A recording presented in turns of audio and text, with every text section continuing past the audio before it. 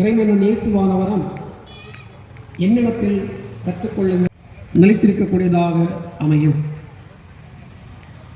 குறிப்பாக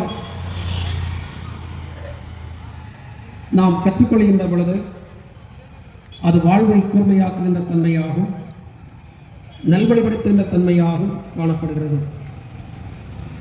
sir Isaac நியூட்டனை பற்றி நீங்கள் அறிவீர்கள்.